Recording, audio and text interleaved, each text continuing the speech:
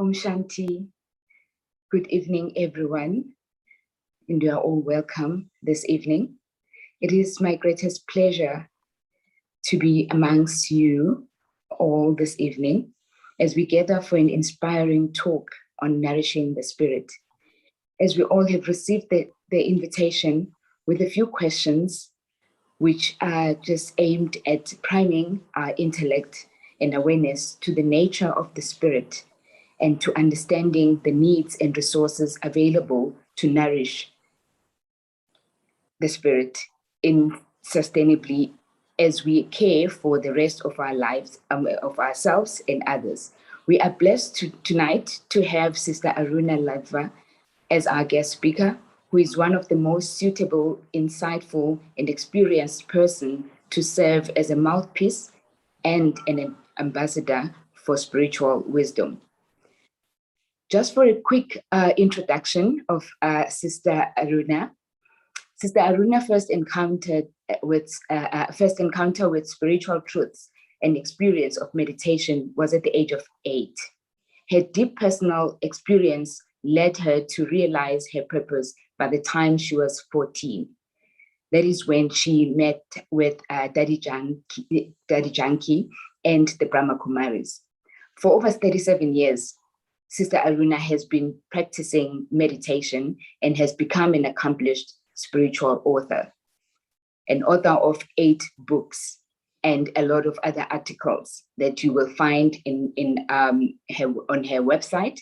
It's time. We will give you details if you are inquiring about them. Sister Aruna also is fortunate to have the blend of 2 cultures, the East and the West. It is very exciting to know that she was born in Kenya, in Africa, educated in England, and worked in Canada, and has lived in various other parts of the world and travels regularly to India. Sister Aruna has helped to establish meditation centers in Vancouver, Canada, Istanbul, Turkey, and other countries as well. So we would actually like to welcome you, Sister Aruna, whenever you are ready to actually enlighten us and inspire us in terms of how we can nourish our spirit to help with our souls as well. So thank you so much. Over to you, Sister Aruna. Thank you. Thank you, Lindy, and thank you to the South Africa family. Thank you for the lovely, warm introduction. So I wonder, if we can just begin by sending a few lovely, powerful thoughts to Afghanistan, to Haiti. And these are places that need a lot of our love and attention. Because how do you feel when somebody thinks about you? You feel good, right? So let us just take 1 minute and just think of them, and not from a place of pity, because I think the Afghan people are very strong and they will pull out of this, but from a place of seeing them as our brothers and sisters. So we think of them as our family, and we wish them strength and courage.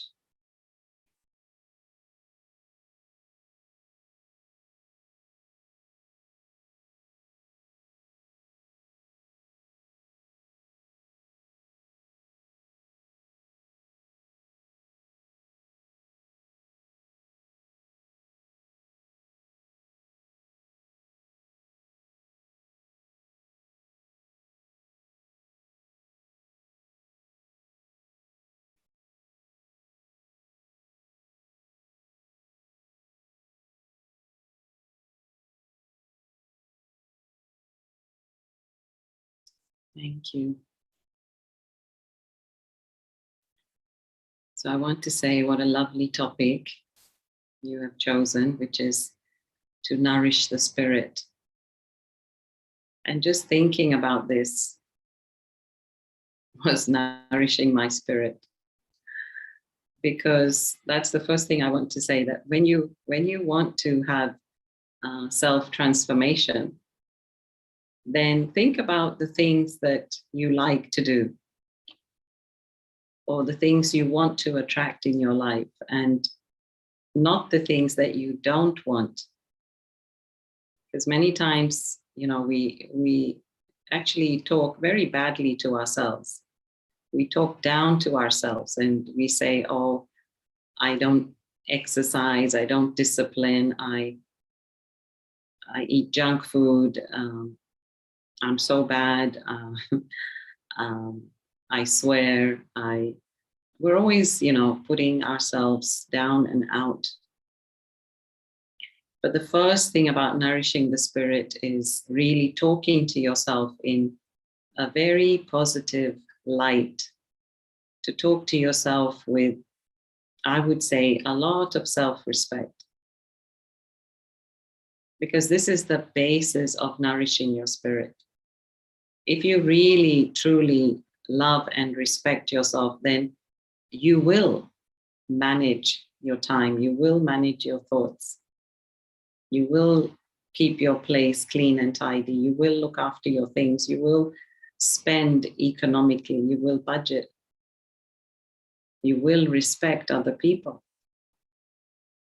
So really the basis of nourishing the spirit is self-respect. And we'll talk more about that towards the end. So what are the bandits of nourishing or not nourishing the spirit? So what happens is, many times we know, right, what are the right things to do, but we don't always do them. And that is because a lot of our time and space and our headspace is taken up in the negative. Like, let's say, for example, let's say that you want to start eating healthy. Then you will have to look into, right, what is good food and what gives you most nutrition, what is protein, what is carbohydrate, what is fats. So when you look into that, then you decide, okay, I'm having whatever, raw or green or juice or vegetarian, etc. Or you're going to cut back on some fats. You're going to stop the oil, you're going to stop the salt. Right? First, you have to be educated about food, and then you have to have some kind of, a division or a separation of what you will eat and what you will not eat. And then you will focus on the things that you will eat, the things that you understand to be good for you. And so that's what we need to do for the soul. We need to look at our soul. We need to do some self-reflection. And we need to ask ourselves, what are the things that are working for me in my life that really do boost my spirit? And what are the things that actually are, you can say, energy drainers or leakage? Because you could be doing a lot of good work on yourself, but then there is some leakage. And everything you do just drains away. So back to what I was saying about self-respect, you could be doing a lot of work on yourself, but then you just don't respect yourself enough. So then all the work you do goes to waste, because you think good thoughts, you eat healthy, you might exercise, but then you don't really think very highly of yourself. And so when something happens, you self-sabotage yourself. In the same way, I was thinking the bandits are things like worry and fear and guilt and depression, dishonesty, guilt. Yeah, these are the things, if we give these feelings too much attention, then they actually rob us of our power. Why? Because as we think about these things, they're actually negative emotions. You might think that you're justified, right, in feeling guilty. But long time ago, some friend in London, many years ago, like 30 years ago, she said that guilty is a tea you shouldn't drink. And even in our spiritual teachings, we are told that once you learn your lesson, there's no need to feel guilty anymore. And same for, let's say, fear. Why do we fear? What is the root of fear? And the root of fear is mostly body consciousness. We think ourselves to be a body. We think we have a limited time and space here on this planet. And so we try to safeguard that belief system, that existence. And if anything is threatening that, then there is fear. So the solution to that is soul consciousness. When I'm experiencing soul consciousness, like I was reading something today, whereby in the early days, some of you might know Mama. So Mama was the, you can say, right hand of Brahma Baba in the Brahma Kumaris. And what happened is that she had lost her father. He had business all over India and in Sri Lanka. But then what happened is that well, for whatever reason, he went into loss and bankruptcy. And this was a shock to him. And he had a heart attack and he died. Then her mother was, of course, weeping and wailing. But her aunt told her that there is this spiritual gathering that's happening with Brahma Baba, and would you like to go? And since they'd been crying for so many days and the atmosphere was very peaceless, she said, okay, let's give it a go. And so they went.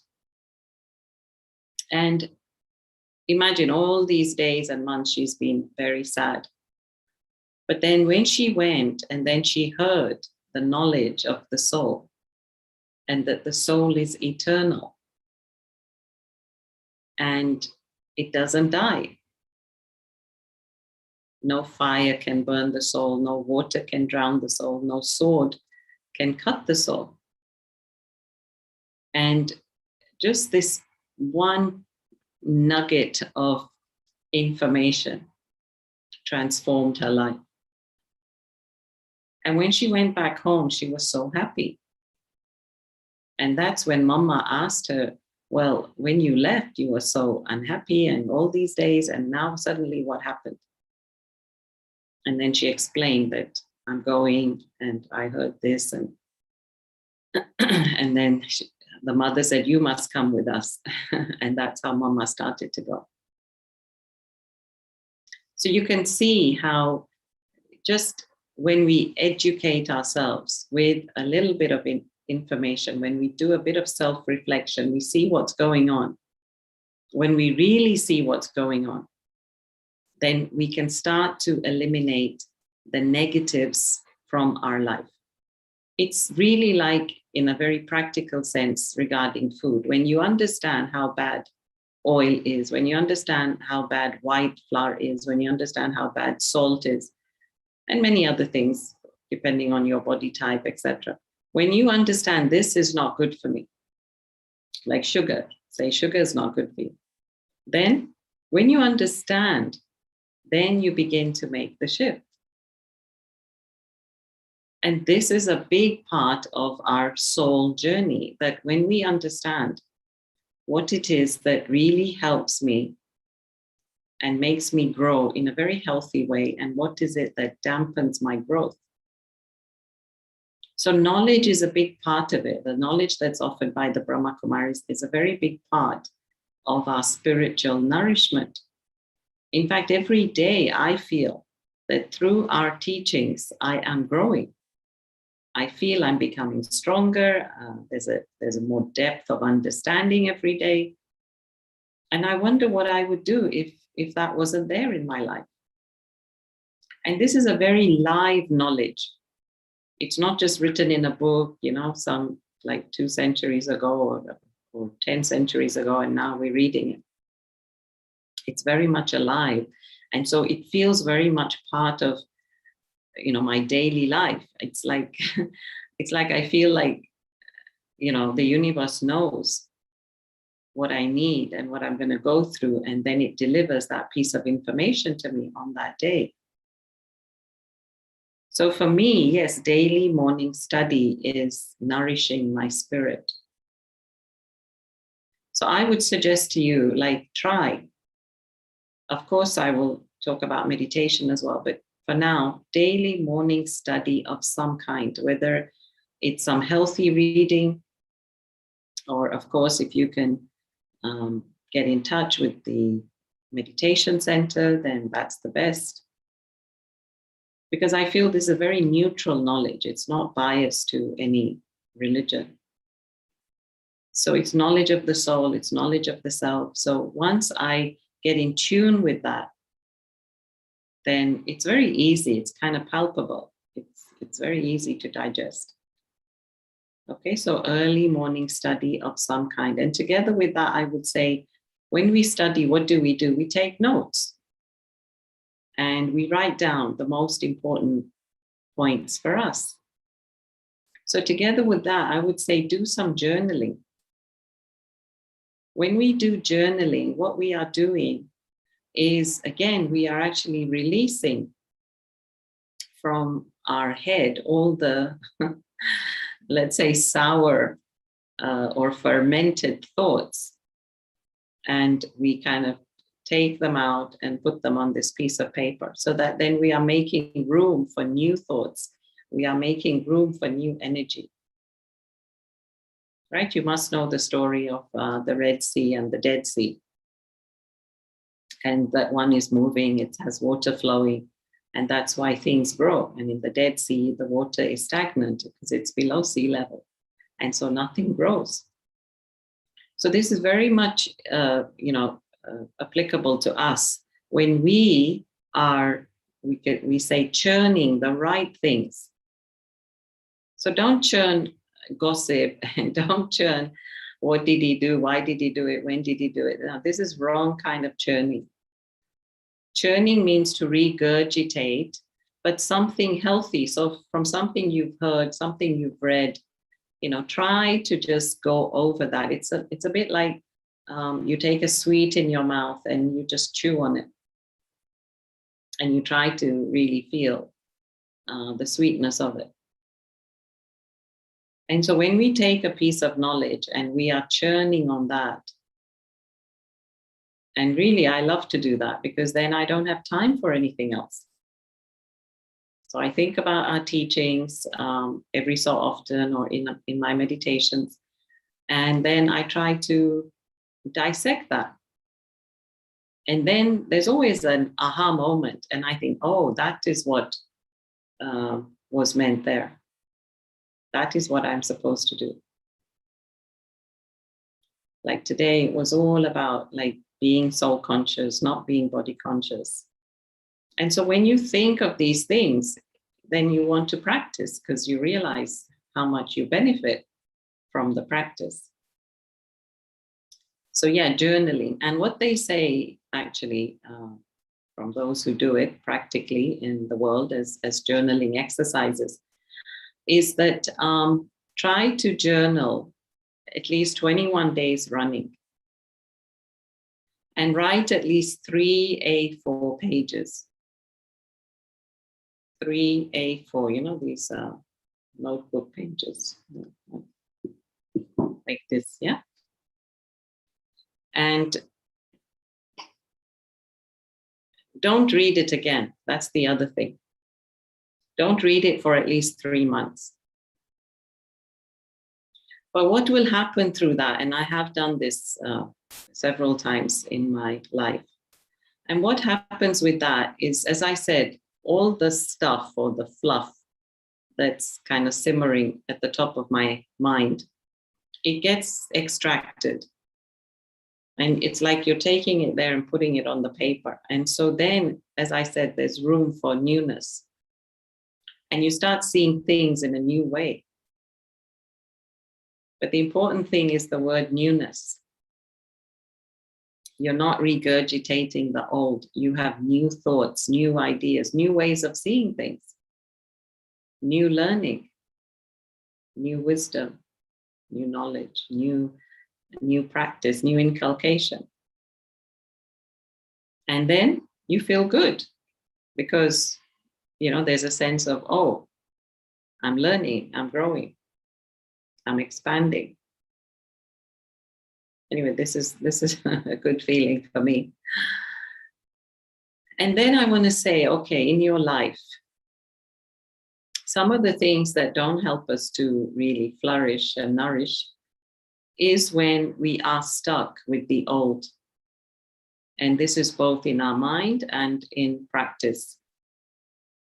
So in our mind, how many things are we actually holding on to that, again, are not really useful for us? So this could be some pains, right? Some sorrow that we've taken. Somebody said something maybe 10 years ago, and I still haven't let go of it. It could be betrayal. It could be your deception.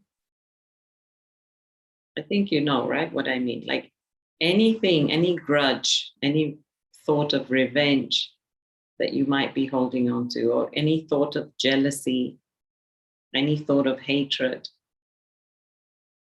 It doesn't help us. These things don't help us to grow. It's like we're holding on to that ball and chain and expecting to run. And we can't understand why we're not able to run ahead. So when it comes to these things, just deal with it as soon as you can. As soon as your soul, spirit, soul comfort allows you to. So talk it over with whoever, or if, you don't even have to talk it over. If you just decide in your mind that you're going to let it go. And that's it. You just say, right. In fact, let's do this now. Yeah, let's do this very simple 1-minute exercise.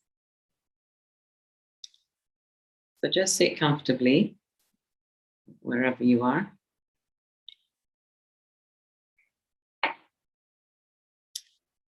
And I'd like you to imagine that between you and me, there is a very big ball.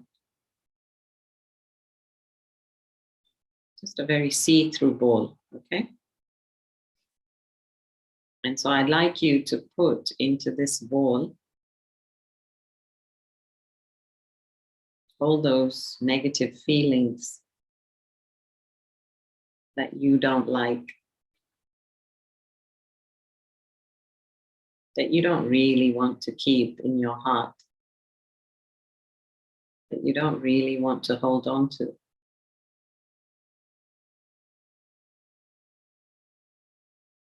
And this ball is big, so you can put all those feelings that you don't like.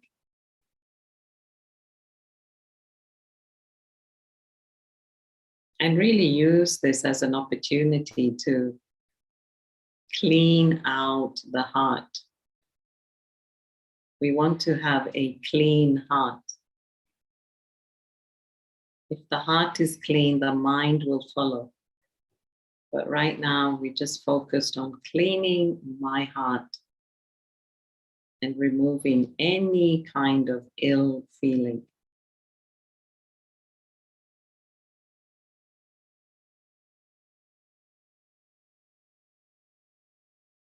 Okay, so just think about what it is that applies to you and just put it in that ball.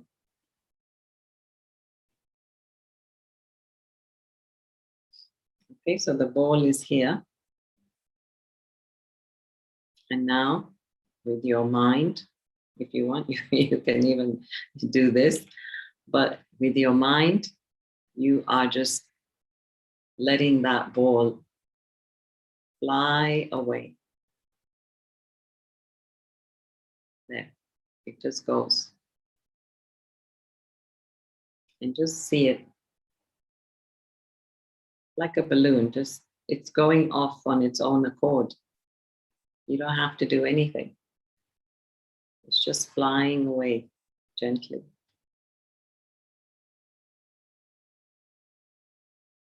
And doesn't it feel good?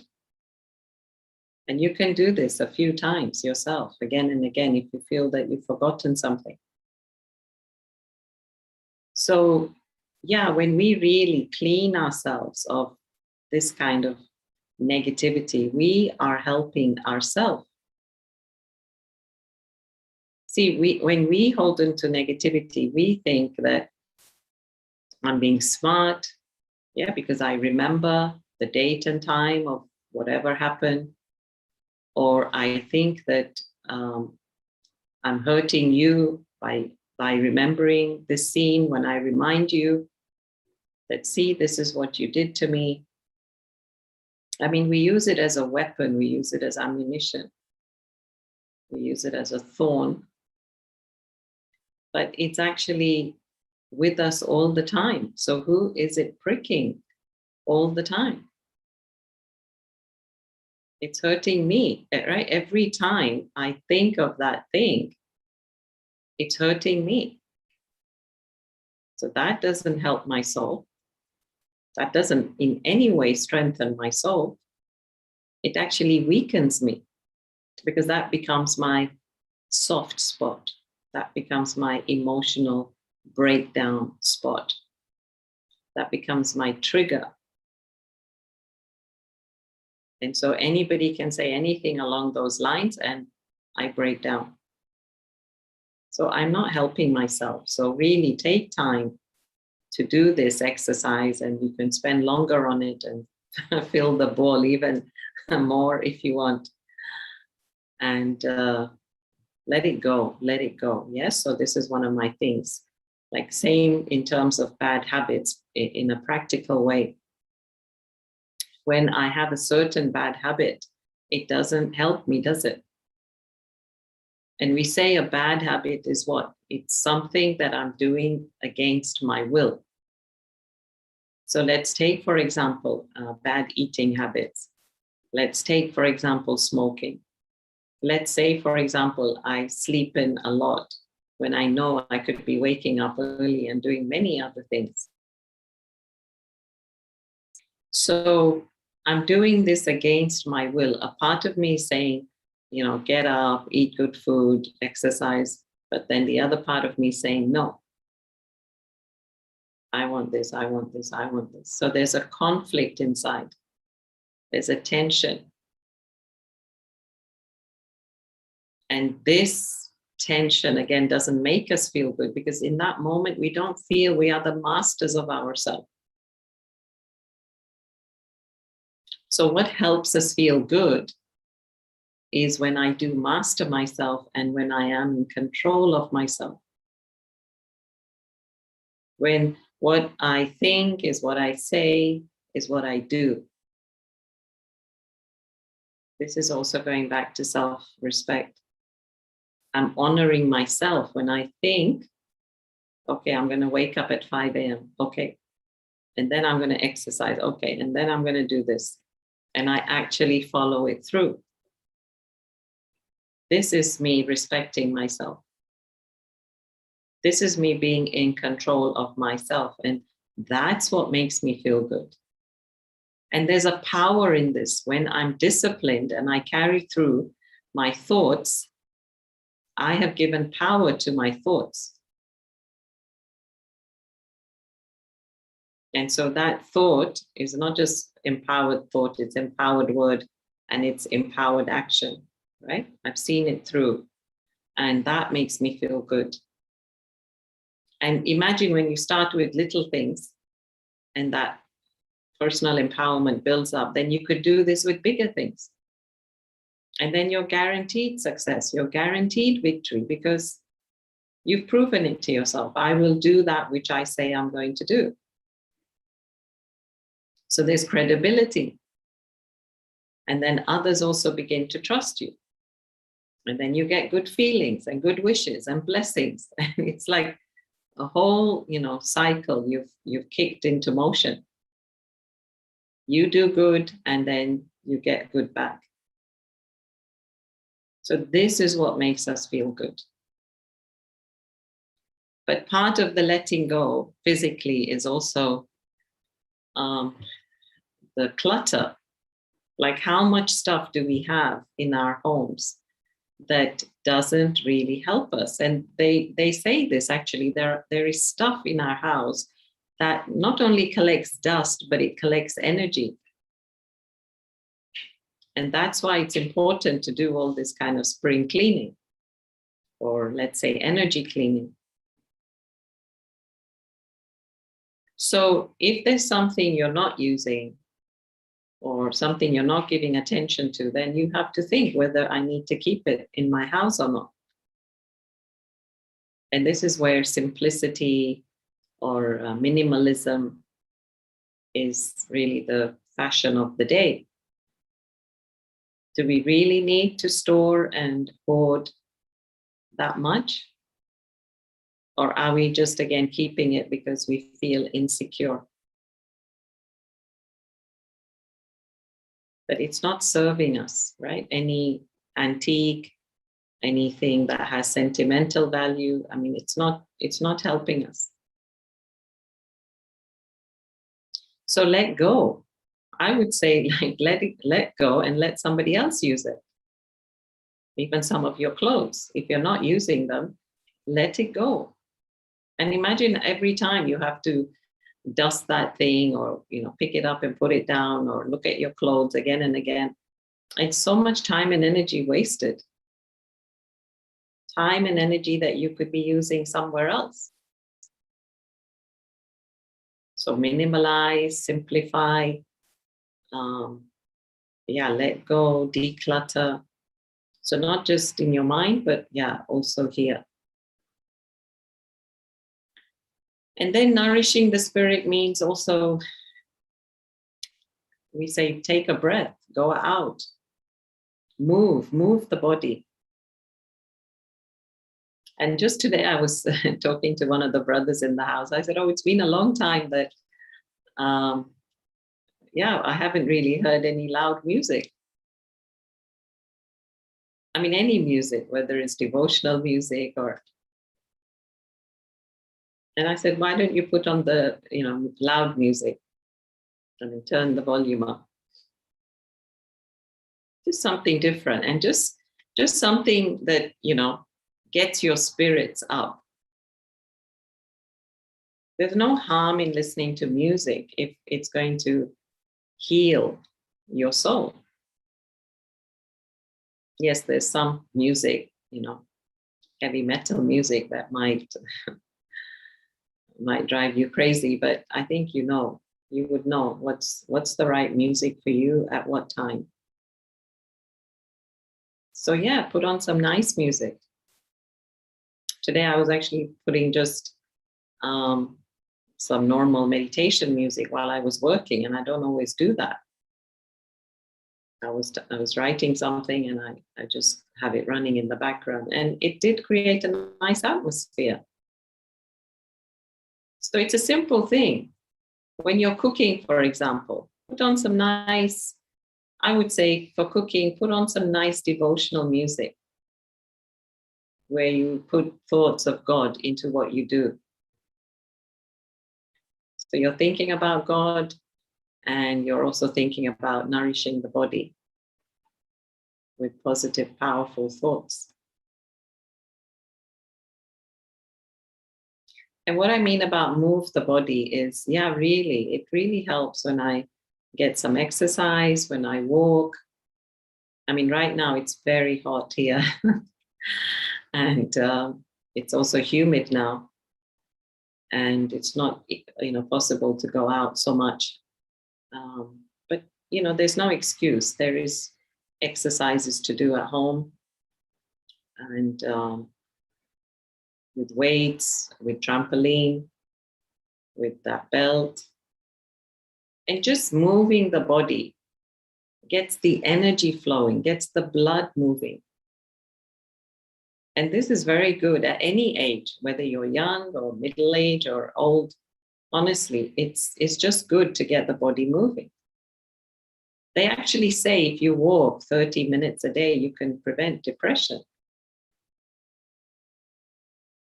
Why? Because you're just, one is you're getting out, you're getting in touch with everything. And that's another thing. Like, we don't have trees. I mean, we have a few trees in our garden, but we don't really have trees on the road here. But wherever you are, if you have trees, touch the trees, hug the trees, have a look at the leaves, the formation of the leaves. Take time to look at nature. I mean, the good thing we have here is sunrise and sunset. And the other day, there was a really big moon in the morning at 5 o'clock. So just getting out to see that was lovely.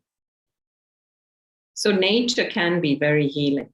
If you've got water, right? When we go sometimes for our early morning meditation by the beach, then yes, we put our feet in the water. That's very nice. And actually, while I've mentioned that, another very nourishing thing is, especially if you sit at the computer a lot or you're on the phone, then it's good to soak your feet in salty water. But make sure that this is sea salt and not mountain Himalayan salt. So nature is really very, I think we have to be in tune with nature. And if you can get out and you have good nature around you, which I know South Africa has, then just do that, make a point. But also, I would say, just be in gratitude. We forget, that's what I was saying today as well to somebody, we forget how lucky we are. Okay, it's very hot here, but it's actually a very lovely, stable country here. And when you look at what some people are going through, they're leaving their homes, they have no idea what's their future. And so this is really the time for us to count our blessings and be grateful for what we have, because we are blessed. Whatever we have, we are blessed. Even the little things, as I said. I mean, I'm always glad that Kuwait doesn't have any mosquitoes. It's a little thing, but it's a big thing, right? So even little things, just be in awe and appreciation. And this creates a good feeling. This creates a feeling of being taken care of, or being comfortable, of being healthy. And all this empowers the soul. Yeah. And then I would say, yes, detox from gadgets, detox from technology. So really make time for this. Like, I actually put the phone away, because otherwise this is just nonstop. So don't put it there that you can see it and then you have a look, or you're forced to have a look and then you're forced to respond. Right? It's very easy to say, oh, I'll just respond to that. But it's never just that. Then you see another message, then you go to another app, etc. It's never just that.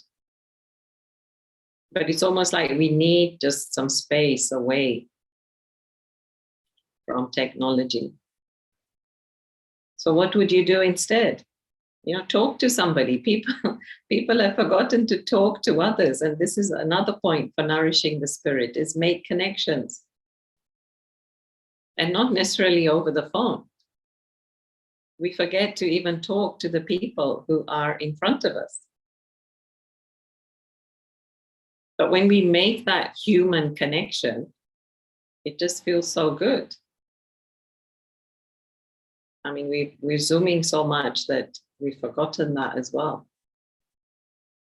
And so, yes, if you're out and about, then again, say hello. I mean, I'm sure it's safe in most places. But yeah, say hello, make a conversation.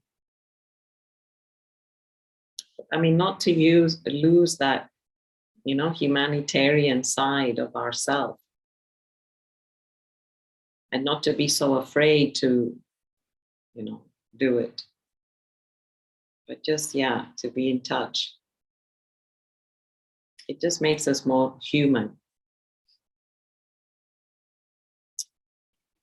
And then, I want to come to the mind now. So when we actually talk about nourishing the spirit, nourishing the soul, it really is about creating the most highest, purest, and powerful thoughts. And think about it, this is also the space in which we feel good. When I'm really talking to myself nicely and kindly. If I'm not, then it's like I'm putting a sword onto myself. A dagger. So talking nicely, so this would be like positive affirmations. Talking nicely is saying to yourself, okay, everything's good. Everything's going to work out. I can do this. I'm so lucky. I'm so blessed. I can make the impossible possible. And then if some people have issues with their body, I love my body as it is. I'm the perfect weight for my body. I'm the perfect height for my body. I love my silver hair. And if there's a sickness in the body, I talk about it positively. I can heal myself. I have the power within me to heal myself. I sit with myself. I nurture myself. I love myself. I'm kind to myself. I send energy to that part of me that is hurting. I'm my own doctor. So you can see really like this positive self-talk, positive affirmation. And if there's something about a situation, I can deal with it. I'm wise enough. I have the wisdom. I will learn from it and I will grow from it. And I will be stronger for it. And I will give the other person all my good wishes, no matter what they've done, because I'm the one also that put myself in that situation. So I will take responsibility for my end.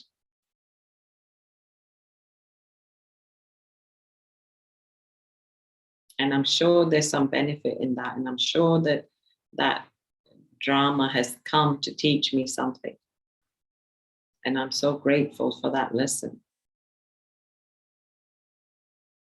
Yeah, so these are like positive thoughts, positive affirmations. And to really, let me emphasize, to really stay in the positive. The only way really to nourish the self is for me to keep myself in an orbit of positive energy. Anything negative and my energy drains away, or I'll pull myself down. And the thing about negative thoughts, negative thinking, is that it's a spiral that just sucks you and pulls you down. And it's so difficult to come out of negative thinking. And I have worked with people who we say, we're down in the dumps. And every day it's like an uphill struggle. It's like trying to push them up and out. So let's do prevention rather than cure. Let's not get ourselves wound up in the negative, and to always, always think positive. Even if we don't know what's going on, let me again give myself that point that I'm not understanding this right now, but there must be a reason why it's happening. So let me just wait and watch. And again, try not to have too many thoughts. Don't question it. Just wait and watch. Just see. Just let the drama unfold. And that's another thing. Like, we don't have to answer to everything immediately, and we don't have to, react immediately. React or respond. Just wait and see. And sometimes the drama of life answers itself, and you didn't have to intervene. And that also makes us feel good. Yeah, so as much as possible to always keep ourselves in that positive frame of mind, because your mind is like that soil, right? From where the flowers will grow. So that soil is what? The soil is the soil of good, pure, positive, powerful thoughts. In fact, it's 5 P's. 5 P's, yeah? Pure, peaceful, positive, powerful, and purposeful thoughts. Try to remember that. Nothing, I cannot think anything other than pure, pure-hearted, peaceful, right? Creates a sense of peace. Positive, not negative. Pure, peaceful, positive, powerful, and purposeful thoughts.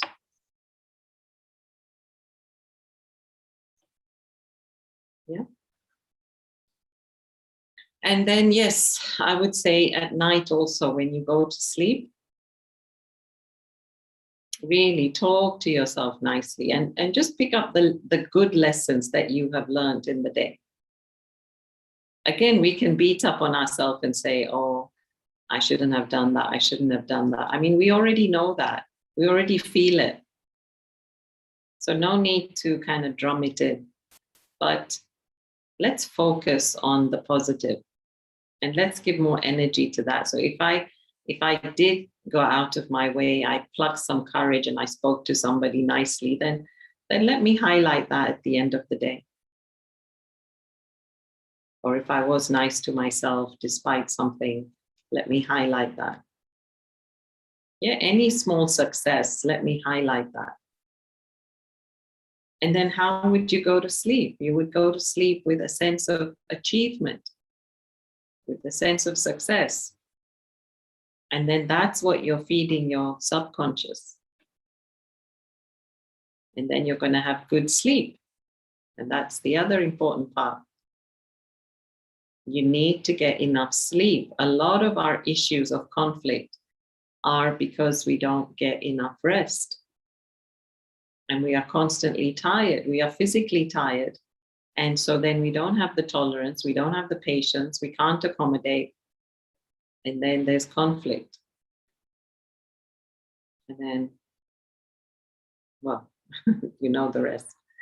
Arguments and not talking to each other, etc. So rest is very important part of healing. So of course we say physical sleep, but rest the mind. So rest the mind with meditation. In meditation, we try not to think too much. We try to think of just a few thoughts, but very powerful thoughts. Actually, should we do that now? Lindy, I'm not sure. Do you want us to take questions or shall we do a meditation first?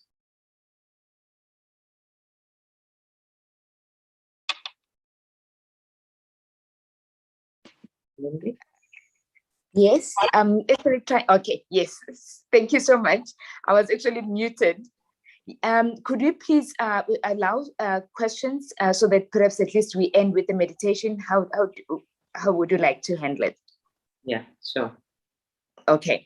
All right. Thank you so very much. Perhaps before I even allow for questions, let me just say thank you so much. And also perhaps summarize from my perspective in terms of what I've actually heard and gained from this insightful and inspiring talk about nourishing the spirit. I actually, because I would like to structure things out, I've just realized that the first thing that you're mentioning is recognition that we are not only a body, we are also a soul, which is why then there is the spirit that needs to be nourished. And then secondly, you spoke about enablers. The enablers is our thoughts. What do we say to ourselves? What do we think? And the beautiful 5 P's that we've actually also mentioned, which I am also taking. And the third is the maintenance of that nourishment, and that soul feeding, which is, in my view, I think it's also the yoga, the meditation that you're talking about. And the Christians, sometimes they will talk about fasting, but more than anything, it's fellowship. Fellowship, whether you're going to church or you're going to gatherings like this one, or you are actually going to retreats, or you're meeting people in the street, but that is also fellowshipping. So those are things that I think I'm taking from here, whereby there is the maintenance angle to it. So we are always maintaining it and we are always feeding it. And it's a daily thing and a daily occurrence. As long as we are alive, we need to be nourishing the spirit. That's my take. And I would actually like to open up to everyone that is attending. If there's anyone who's got perhaps a comment or questions for Sister Aruna, then we can actually open that. Thank you. Please unmute yourself and then you can speak. And I think also Sister Aruna had asked me to say a few words about Dadi Prakashman. Okay. But we'll see if there's any questions. Okay, all right.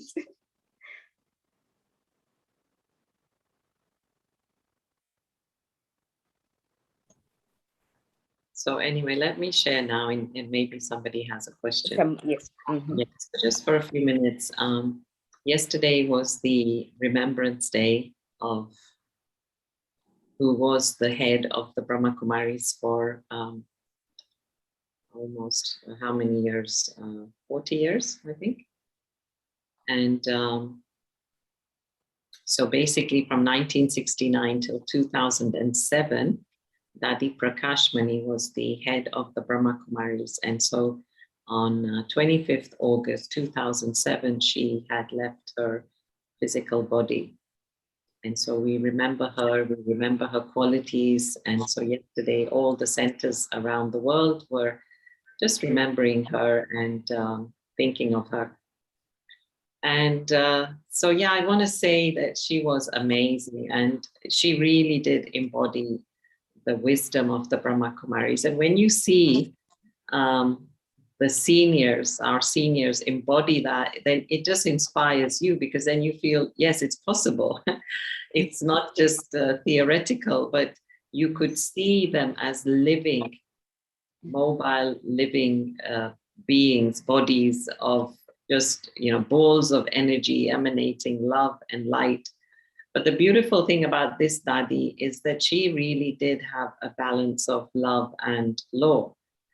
And she is one of those female leaders. And I know that this is also, I think August 9th was Women's Day. Yes. Yeah.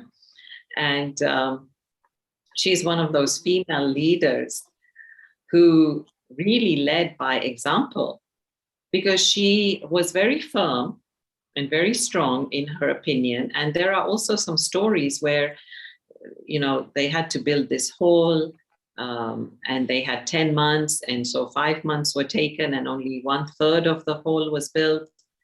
And so the engineer came and then he said, it's not going to be possible in the next 5 months to finish it. And she said, okay, what do you need? And she said, how many hours are you working now? And she calculated all of this in her head. So they were only working 10 hours a day. She said, well, how about 3 shifts of 8? So if there's work all around the clock, and if you need more material, I can get you that. If you need more manpower, I can get you that. And then it should finish, right? And they all said yes. And sure enough, the hall, which is down there in Shantivan, the Diamond Hall, it got completed in 10 months. So that's what I'm saying. She was quite, assertive and strong as a leader, but equally very humble and very gentle and very soft in her style of leadership. And so that was, I think, for me, one of the most beautiful sides of her, whereby she can mix both these balance both these qualities. And then, of course, very loving, very caring. She never saw anybody as, there to serve her, but she would always think, okay, how can I help others? And so in the same way, she noticed that when they had to build another hall on the mountain, then she noticed that because of the bomb, they have these little dynamites that break the rock. Then all the rock was scattered on the road. And so how a car's going to go? Because that was the main, the main highway on the mountain. So she herself came out at night and it was cold. She put on her shawl, and because she came out, she started picking up the rocks. Everybody joined her, and all the work was finished in a short time. So she was also somebody who did and just didn't tell others to do.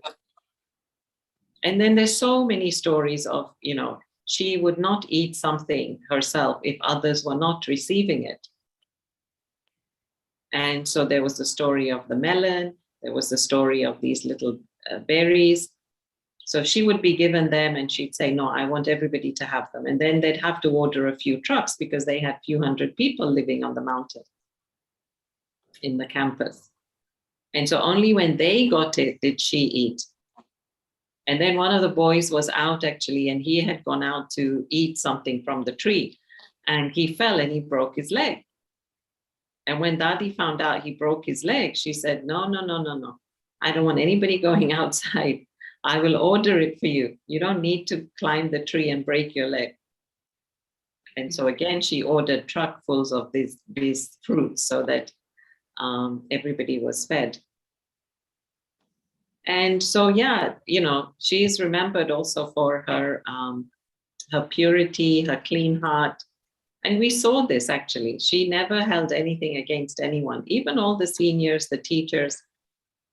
And they always commented how there were these two ladies that were running the organization. And normally when you put two women together, right, it doesn't work. But in their case, they were like, one soul and two bodies. Really just accepting and, okay, you do this, I'll do this. And a real synergy between them. And they were an example for other organizations. And of course, always, saying yes to everything, never saying no. Wherever was possible, she would never say no. She would always make it happen. So again, she had that courage, she had that inner strength. She was amazing. So I can see time is going. So if there's no questions, we can end with meditation. Yes. Thank you so very much. And thanks to everyone who attended. And may God bless you as we go over what Sister Aruna has actually given us. Thank you so much, Sister Aruna, for the inspiration you've actually given us tonight. Thank you so much. God bless. Okay. Sorry, before the meditation, I see there is one question in the chat. Oh, okay. Can you please read it out for us? Yes, sure. Okay. The use of technology. Sorry, just a sec. Just disappeared. The use of technology is overwhelming. At times, we sit for long hours in front of a computer to do work for our livelihoods. How do we relax the eye from the visual to see a computer screen? Yes, okay. So this is something I'm doing, because lately I'm also sitting in front of the computer. So they actually say that every hour, I don't do it every hour, but I'm going to ask you to do it. But you should try and look into the distance. So I'm not sure what's happening to the eyes, but you have to have this exercise of, when you're looking at the laptop, then every hour for a few minutes, just, have long distance vision.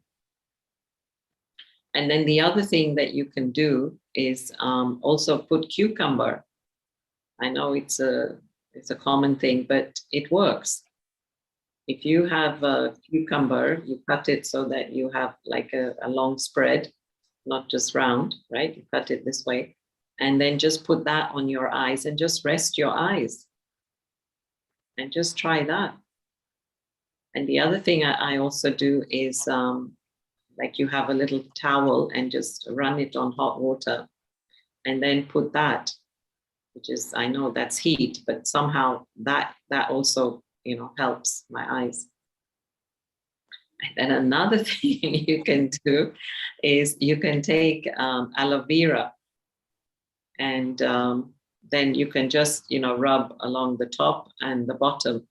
Of course, you can put it anywhere, but particularly for the eyes, it's also good. And just close your eyes for a little while. So yeah, try that. And of course, apart from that, try meditating with your eyes closed for a few minutes if you have to, just to rest the eyes. Is that okay, Aruna? Thank you so much. Do you have any tips on that? No, I think that's exactly what I do as well. Try and put some cucumber and just relax. And also sometimes if you have, colloidal silver, which you can dab cotton wool and put it over your eyes. Sometimes they spray the colloidal silver in the eye as well. So that's also something nice. Okay. So thank you so much. Thank you. Thank you for having me. For your time. And so we'll have meditation. Thank you. Can we just have 2 minutes meditation? Yes, please. Thank you so much. Okay. So yeah, maybe everybody can just relax the body. Take a deep breath.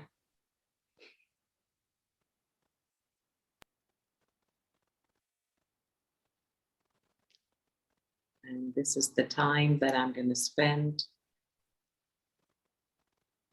with myself, my real self.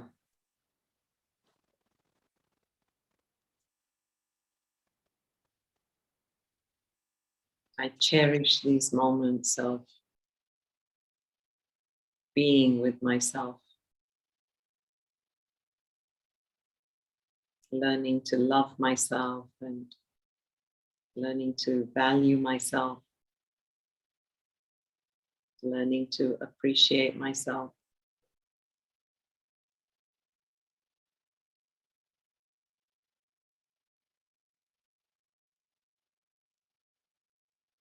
And this point that you see in front of you is actually a reflection of yourself. Because when I say I'm just light. And I'm just radiating light.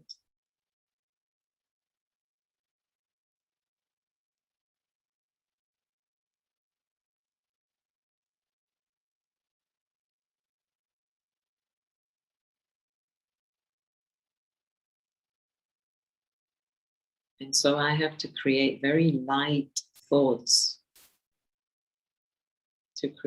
to add light to the soul.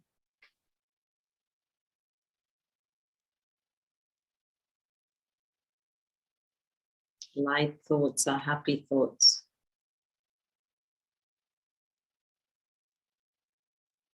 Light thoughts are powerful thoughts.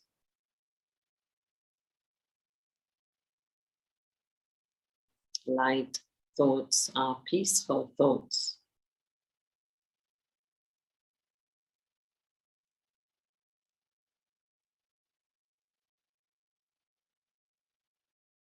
I choose to just surround myself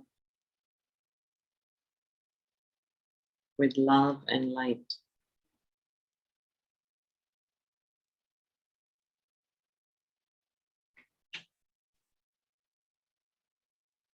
Atmosphere is atmosphere, the sphere around my soul. And that I am responsible for.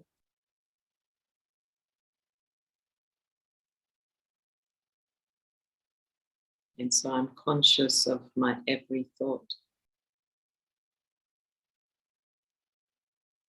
So right now I would like you to create a very powerful thought for yourself. A very nice, positive, powerful thought for yourself.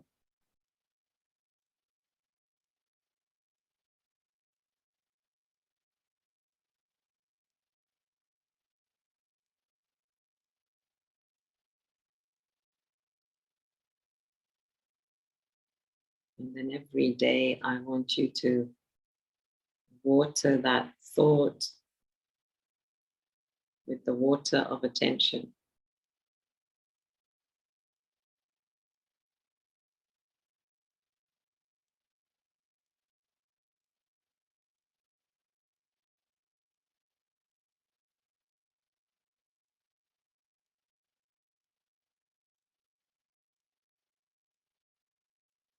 And just be kind to yourself.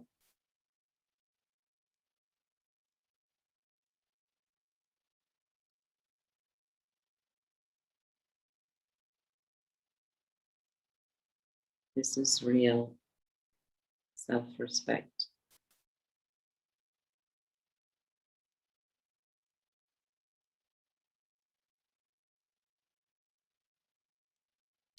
Shanti.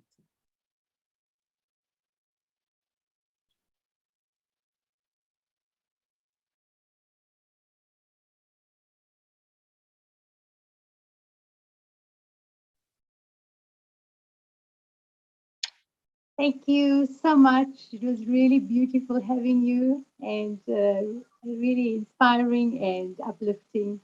Thanks for your time, Aruna Ben, and thanks, Lindy. Om Shanti. Thank you. Om Shanti. Om Shanti. Thank you, Tini.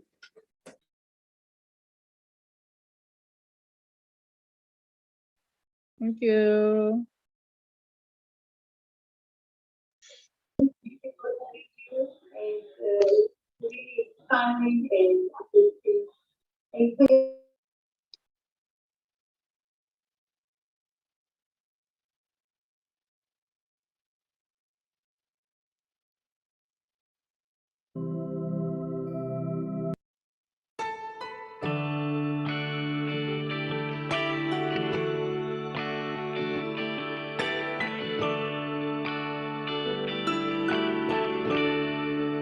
Sweet divine whisperings,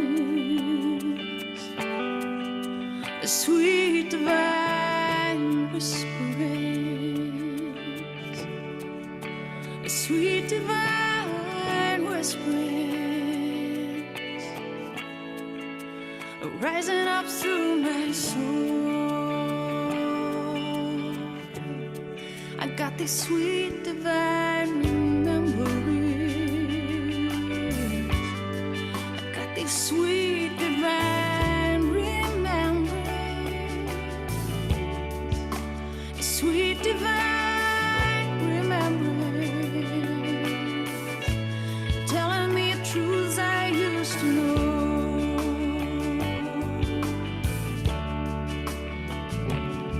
You see, I've known the words to my own song, and I've known this music all along. It's just that I've forgotten how to sing.